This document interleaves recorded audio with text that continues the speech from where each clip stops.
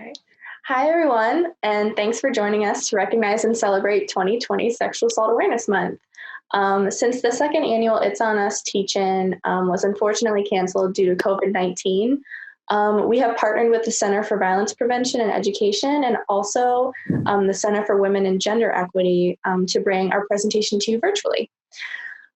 Please consider getting involved during Sexual Assault Awareness Month. The whole month of April, folks are invited to participate in a virtual 5K. You can take a photo during your run and add the hashtag BGSU SAAM 2020 and hashtag BGSU virtual and share a fact about sexual violence. And the CVPE has additional great opportunities for virtual engagement. So please like at bgsu.cwge on Facebook to stay involved. And once again, thanks for joining us. This presentation has been pre-recorded, but at the end, I'll make sure you have both of our contact information in case you have any questions or thoughts to share. Okay, so we can go ahead and get started. My name is Mara Sansalone, and I am a senior graphic design student at BGSU. And I am Bethany Treece. I am the Rape Crisis Case Manager at Open Arms in Findlay, Ohio. And our presentation today is all about education and prevention of sexual assault, and it is brought to you by Consent on Campus and Open Arms. Okay, so what is Consent on Campus? Consent on Campus is a community organization based on the education and prevention of sexual assault on college campuses. And it's actually my personal graphic design senior thesis project. And it was inspired by my personal experiences with sexual assault. May of 2018, I was actually assaulted by a close friend of mine. And I've been involved with Open Arms since June 2018, when I reported my incident. And I've been in a support group with them since July 2018. And Bethany's been my advocate ever since, and we've gotten to know each other really well. And if you would like to hear more about my testimony, you can actually visit my website at consentoncampus.com. So Open Arms is the only domestic violence and rape crisis agency in Hancock County, and we are located in Findlay, Ohio. Our mission is to serve individuals who have been affected by domestic violence and sexual assault through crisis intervention, emergency shelter, outreach, advocacy, prevention, and education.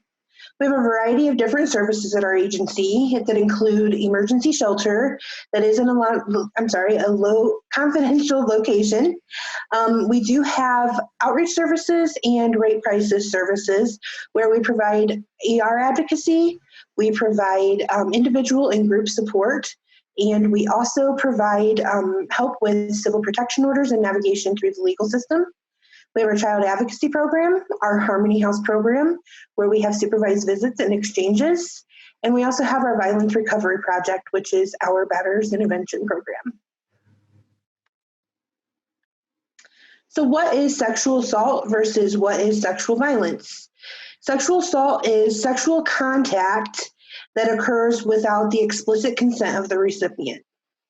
And sexual violence is any sexual act that is perpetrated without a consent of the recipient. Some examples of that might be rape, attempted non-consensual acts, abusive sexual conduct such as unwanted touching, non-contact sexual abuse such as threatened sexual violence, verbal sexual harassment, etc. And what is consent? Consent is an approval to participate in sexual activity given without being physically or emotionally manipulated. Consent also requires having the cognitive and emotional ability to agree to participate. So consent should never be assumed. Silence does not equal consent. If you have been in a previous intimate relationship with someone, that doesn't automatically mean that you consent to them. And being intoxicated or impaired by any substance, that it does not give you the ability to consent. Consent is clear and concise, and it should be a verbal approval to participate from your partner. And some campus sexual assault statistics. This is more towards my side of the project because I'm more campus-based. 1 in 5 women in college experience sexual assault. Studies show that students are at the highest risk of sexual assault in the first few months of their first and second semesters in college. And that's because these students are new to college. They are not used to it. They're not used to all this freedom from being out of their houses, away from their parents. They're exposed to these new activities or whatever you want to call them. They're just, so that's why they're at the higher risk. And male college age students, ages 18 to 24, are 78% more likely than non-students of the same age to be victim of rape or sexual assault. And more than 90% of sexual assault victims on college campuses actually don't report their assaults. So those statistics you see on your campus's website about their low sexual assault rates or anything like that, those aren't accurate because 90% of the victims don't actually report their assault. So some rape myths and facts. The first myth we have is someone with a promiscuous lifestyle is more likely to be raped, and that's not true. Anyone can be raped regardless of their lifestyle choices. Another myth is men can't be raped, and that's not true because 1 out of every 10 rape victims are actually male. Most reports of rape are false. Actually, only about 2 to 8% of reports are false. And the last one we have is rape only occurs in dark alleys and is committed by strangers.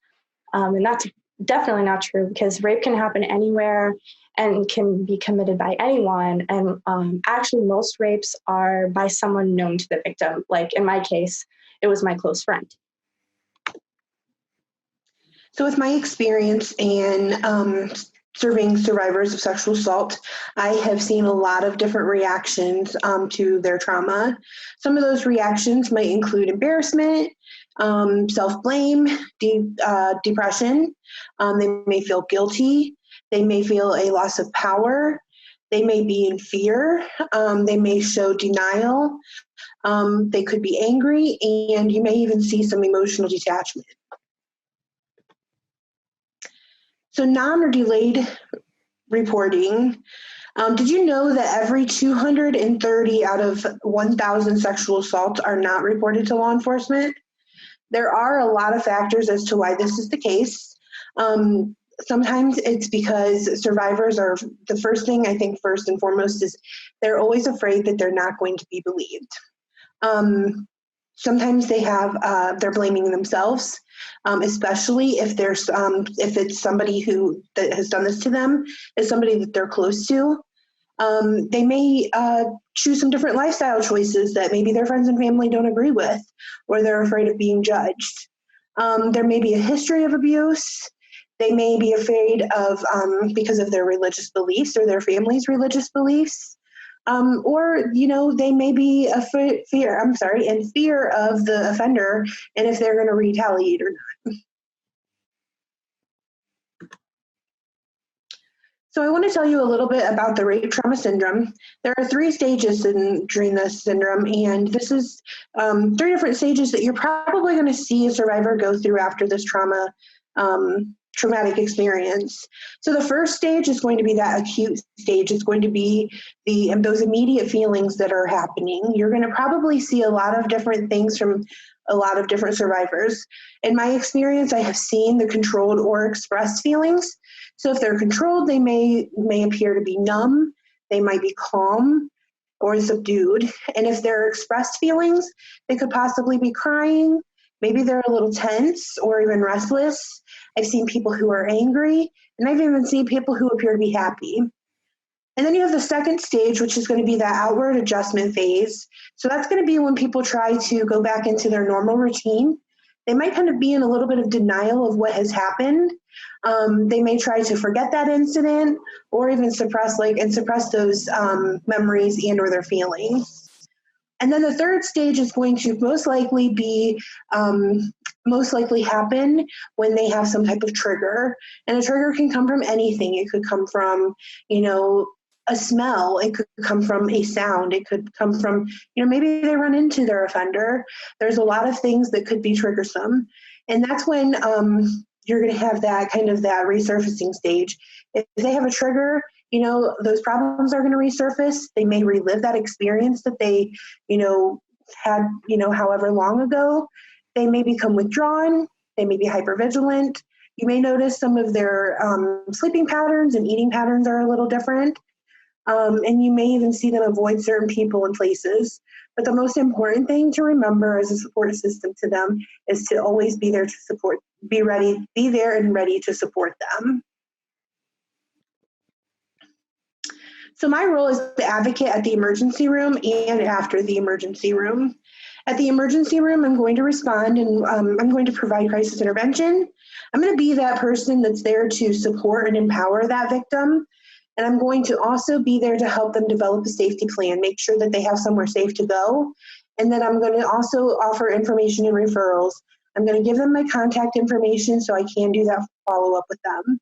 But most importantly, I'm going to make sure that they know that everything that they're going to have that's going to happen at that emergency room is going to be their choice. They get to choose what they want to do. They get to choose who they want to talk to. After the emergency room, I'm going to make sure I do that follow-up with them. I'm going to offer them individual or group support. I'm going to offer them support for their family and friends as well. They'll always have access to our 24-hour hotline. And I'll offer that education, and I'm also going to help them navigate the legal system if there is a criminal case that's involved. Okay, so if anyone knows a sexual assault survivor, or if you're just curious, what should I say to a sexual assault survivor? I have some things here written down, but first and foremost, you always need to listen first before you say anything to the person telling you their story. Don't try to interrupt. Don't try to interject any opinions or help. Just listen, digest it, and then you can say these things here. You say stuff like, I believe you. It's not your fault. I'm glad you told me. Thank you for trusting me. I'm here for you. This is important. What do you need? You deserve to be treated better than that. Just really encouraging things to say so they know that you're a safe place to go to if they need help or support. And I also have some things that you should never say to a survivor, and that is, what were you wearing? Why were you there? How could you let that happen? Like that, I got that a lot in my case. The why were you there? How could you let that happen? And that's victim blaming, and that is going to cause the survivor to just shut down and not want to talk to you any further because they feel like they're not being believed or there's no trust there. What were you were you drinking? It doesn't matter. It's not that big of a deal because it is a big deal. He or she would never do that, meaning the offender. Like, oh, I know them. They're such a good person. They would never do that to someone because, like, you don't know that. You weren't there. You're overreacting, or you don't need to report that. You should always encourage their survivor to report their incident, but it's ultimately up to them if they want to report or not. And if they decide not to, it's also your job to support them in that as well. So a lot of people might question what rights do survivors have regarding polygraph testing. Just so you know, survivors are not supposed to be asked or required to submit a polygraph test in order for the criminal investigation to proceed. And also, their refusal to submit a polygraph test will not prevent any investigation of any sexual offenses. It will not prevent any filing of criminal charges or even prevent the prosecution of anything. So some different resources that you should make sure that you're aware of. If you or anybody you know has ever experienced any sexual misconduct, you can be sure to freely talk with any staff from any of these offices or agencies without having to report the incident. But remember, it is always recommended to report these types of things. You can reach us at Open Arms at 419-422-4766, or you can even visit our website at www.openarmsfindlay.com. You can reach BGSU's counseling services at 419-372-2081. You can reach University of Findlay's Title IX office at 567-661-7159. You can reach BGSU's Title IX office at 419-372-7751 or title9@bgsu.com. bgsu.edu. And then also for a wider radius of resources, you can also visit www.consentOnCampus.com. And one thing you should always remember is to never hesitate to contact your local law enforcement if needed. Okay, so now our information, my information, Mara, you can email me at my project email, consentoncampus@gmail.com, or my personal email at msansel@bgsu.edu. You can visit my website, www.consentoncampus.com, or find us on Facebook. And you should definitely check out the merch that I have on my site, because 80% of the proceeds go to Open Arms. Again, my name is Bethany Treece, and I'm the Rape Crisis Case Manager at Open Arms. If you'd like to reach me, you can email me at btreece@openarmsfindlay.org. You can reach myself or one of our other advocates on our 24-hour crisis hotline. It's 419-422-4766. You can visit our website at www.openarmsfindlay.com, or you can even find us on Facebook as well. And if you want to get in touch with the Center for Violence Prevention and Education, you can email them at cvpe@bgsu.edu, or you can find them on Facebook and Instagram. All right, guys, that's all we have for you. Thank you so much for joining us for our presentation. And please don't hesitate to reach out to me or Bethany if you have any questions or comments. Thank you. Thank you.